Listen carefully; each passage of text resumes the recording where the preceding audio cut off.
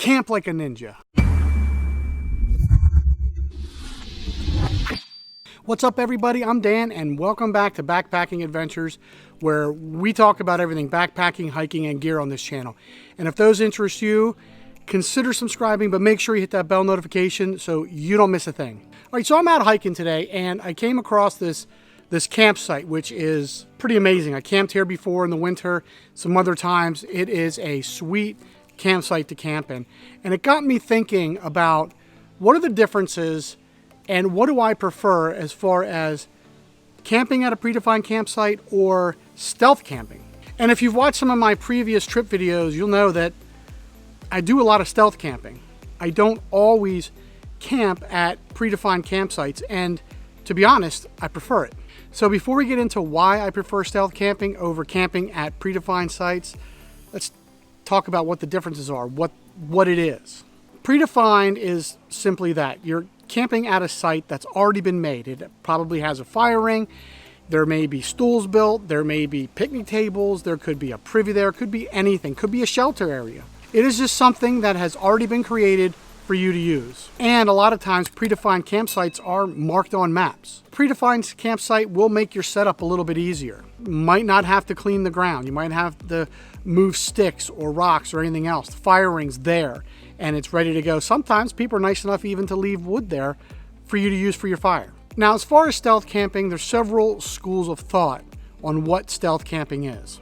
One type of stealth camping that people talk about is where you camp in areas that you're really not supposed to, and you kind of get away with it without being seen, without anyone knowing you're there. But the basis is you're camping somewhere where you're really not supposed to. This could even be camping at a predefined campsite just on someone's private property. It's their campsite, and you shouldn't be there. I've come across a few YouTube channels where they stealth camp in a store parking lot or at a rest area where you're not allowed to overnight camp, or they're camping in private property where they're not even supposed to be. And to me, I don't really consider any of that stealth camping.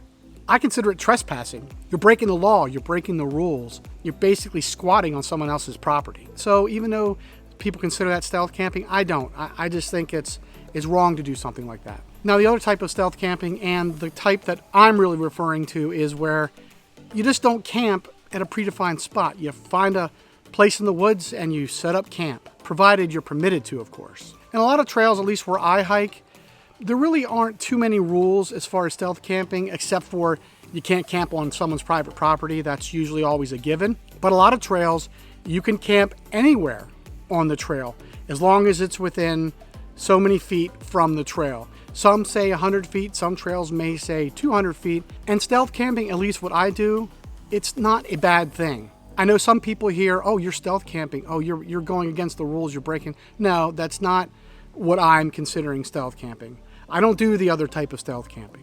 Although their channels get a ton of views. I wonder if I should start doing that. Nah, I'm not gonna do that. If the trail you're hiking on has rules against stealth camping, or they specifically say you have to stay at certain predefined sites or shelters, then that's what you're going to have to do, and you have to plan accordingly. And if you stealth camp, you're going to want to make sure you keep your site pretty small. And if you make a fire ring and you make a fire, make sure you completely put out the fire, you dismantle the fire ring if you made one, and spread the coals around, make sure they're out first, and put everything back kind of the way that you found it. So basically, when you leave the site and you look back at it, you don't even want to know that you were even there to begin with.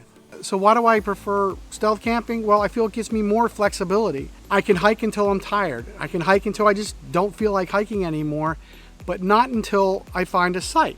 I don't have to worry about getting to that next campsite. And so I'm not shortchanging myself on the mileage I can do on a trip, to where I come across a campsite and think, well, I have to stop here now, even though I may have 2 more hours of daylight, or I'm feeling pretty good and I could do more miles. Or on the other hand, I don't want to have to tire myself out by thinking, well, there's not a campsite here. I'm getting pretty tired, maybe getting dark soon, and I still have to push on another 5 miles to another site. The flexibility is to stop when I feel like it. And you know, if you feel like you have to find a predefined campsite, that can add a certain level of anxiety and stress to your hike. So now, stealth camping as far as trip planning.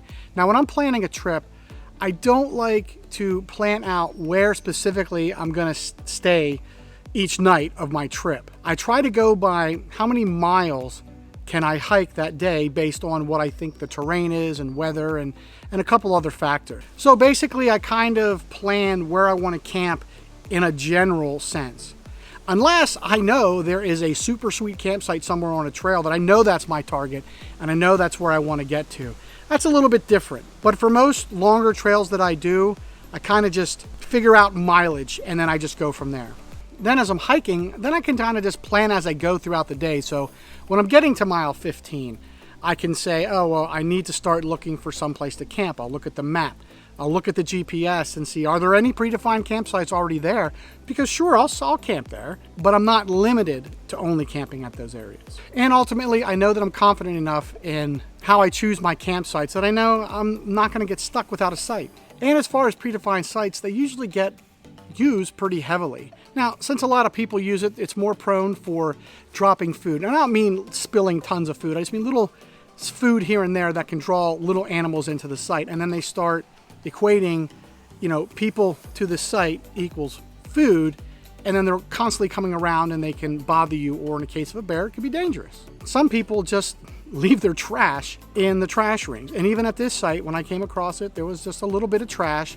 Nothing big, but still, to prove my point, people just leave trash in the fire rings. They just, for some reason, just don't feel like they need to pack it out, even just the small trash. So whether you're camping in a predefined site or you're stealth camping, you want to make sure you follow the 7 rules of leave no trace. And you should just do it all the time. So don't be a pig when you're out there camping. Just leave no trace and leave everything as you found it. Now, I have both tent systems and hammock systems. And in my experience so far, I feel that it's much easier to stealth camp, at least in the area where I camp in, where there's trees and I'm in the woods all the time, it's hammock camping. Because again, all you need is 2 trees spaced apart correctly, which, look around me, there's hundreds of trees and they all look pretty good for hanging a hammock. And it's just easier. You don't have to worry about rocks on the ground and sticks on the ground. As an example, last fall I did the Loyal Socks Trail, which is a 60-mile trail. And the first day, for whatever reason, I was tired or whatever,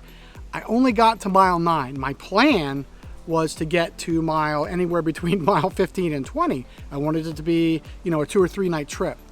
Well, I got to mile 9, I was completely exhausted. I'm really tired. This trail kicked my butt for the first day. So I only made it to mile 9 and I hiked. I looked off to the side and saw 2 trees that were spaced apart and the area was relatively clear enough. And I just hung my hammock. Now with a tent, on the other hand, you have to kind of clear a spot for your whole tent to fit on. It kind of needs to be level or you're not going to be comfortable at night. So there's plenty more just 2 trees out there than there are flat areas in the woods, at least from my experience. So what do you prefer? Do you even stealth camp at all? Do you prefer that over a predefined site, or are you one of those people that feel you always have to camp at a predefined site? I really want to know. Let me know in the comments below. And if you liked this video, you found it helpful, make sure you subscribe, give it a thumbs up, and as always, thank you for watching, and I'll see you next time.